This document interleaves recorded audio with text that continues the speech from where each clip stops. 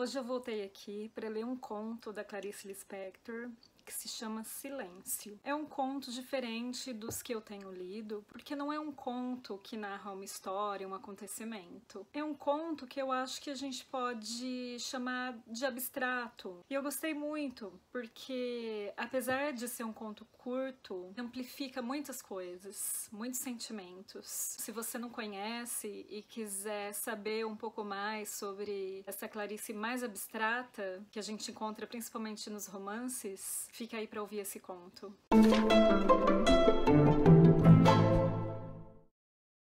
Silêncio. É tão vasto o silêncio da noite na montanha, é tão despovoado. Tenta-se em vão trabalhar para não ouvi-lo, pensar depressa para disfarçá-lo. Ou inventar um programa, frágil ponto que mal nos liga ao subitamente improvável dia de amanhã. Como ultrapassar essa paz que nos espreita?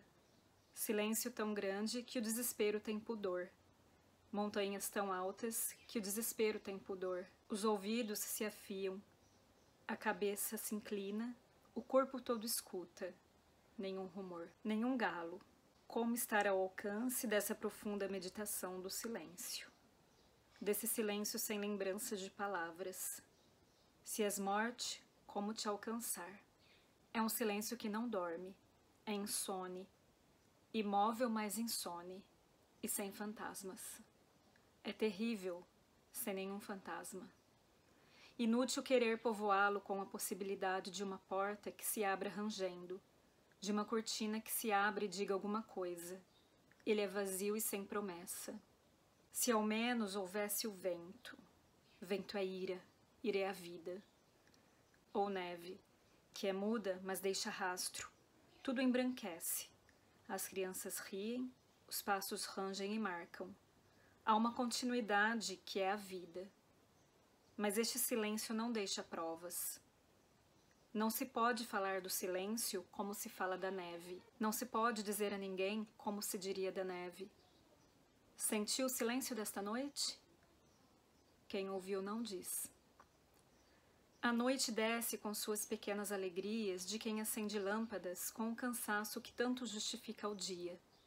As crianças de Berna adormecem, fecham-se as últimas portas.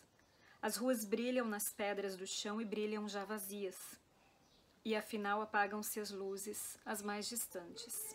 Mas este primeiro silêncio ainda não é o silêncio. Que se espere, pois as folhas das árvores ainda se ajeitarão melhor. Algum passo tardio talvez se ouça com esperança pelas escadas, mas há um momento em que do corpo descansado se ergue o espírito a tempo, e da terra a lua alta. Então ele, o silêncio, aparece. O coração bate ao reconhecê-lo.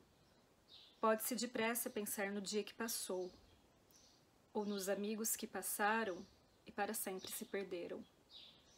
Mas é inútil esquivar-se ao silêncio. Mesmo o sofrimento pior, o da amizade perdida, é apenas fuga. Pois se no começo o silêncio parece aguardar uma resposta, como ardemos por ser chamados a responder, cedo se descobre que de ti ele nada exige. Talvez apenas o teu silêncio. Quantas horas se perdem na escuridão, supondo que o silêncio te ajuda? Como esperamos em vão por ser julgados pelo Deus? Surgem as justificações, trágicas justificações forjadas, humildes desculpas, até indignidade. Tão suave é para o ser humano, enfim, mostrar sua indignidade e ser perdoado com a justificativa de que se é um ser humano humilhado de nascença, até que se descobre, nem sua indignidade ele quer. Ele é o silêncio. Pode-se tentar enganá-lo também, deixar-se como por acaso o livro de cabeceira cair no chão. Mas horror, o livro cai dentro do silêncio e se perde na muda e parada voragem deste. E se um pássaro enlouquecido cantasse? Esperança inútil. O canto apenas atravessaria como uma leve flauta o silêncio.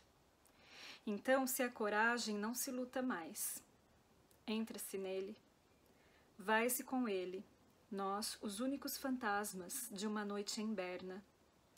Que se entre, que não se espere o resto da escuridão diante dele, só ele próprio. Será como se estivéssemos num vazio tão descomunalmente enorme que ignorássemos estar num navio. E este se engrace tão largamente que ignorássemos estar indo. Mais do que isso um homem não pode. Viver na orla da morte e das estrelas é vibração mais tensa do que as veias podem suportar. Não há sequer um filho de astro e de mulher como intermediário piedoso. O coração tem que se apresentar diante do nada sozinho, e sozinho bater alto nas trevas. Só se sente nos ouvidos o próprio coração.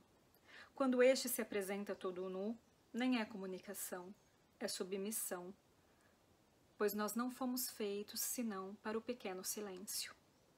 Se não há coragem, que não se entre, que se espere o resto da escuridão diante do silêncio. Só os pés molhados pela espuma de algo que se espraia de dentro de nós. Que se espere. Um insolúvel pelo outro, um ao lado do outro, duas coisas que não se veem na escuridão. Que se espere. Não o fim do silêncio, mas o auxílio bendito de um terceiro elemento, a luz da aurora. Depois nunca mais se esquece, inútil até fugir para outra cidade, pois quando menos se espera pode-se reconhecê-lo, de repente. Ao atravessar a rua no meio das buzinas dos carros, entre uma gargalhada fantasmagórica e outra, depois de uma palavra dita, às vezes no próprio coração da palavra, os ouvidos se assombram, o olhar se esgazeia, ei-lo. E dessa vez ele é fantasma. Eu acho que esse tipo de conto mostra muito a Clarice Lispector sempre em busca do cerne das coisas em formação. É um dos últimos contos que está no livro Onde Estivestes de Noite. E eu considero bastante abstrato, cada pessoa faz uma leitura do texto, e isso que é importante, né? O que essa leitura traz para você, o que significa para você. Provavelmente, para Clarice era algo muito profundo, era algo muito original. Eu tô lendo A Maçã no Escuro e é um livro que é altamente poético, metalinguístico. Eu acredito que haja metalinguagem aqui também, quando ela fala do silêncio, quando ela explica. Nós chegamos quase perto de um conceito, né? Eu espero que vocês tenham gostado. Obrigada por ouvirem até aqui e até a próxima.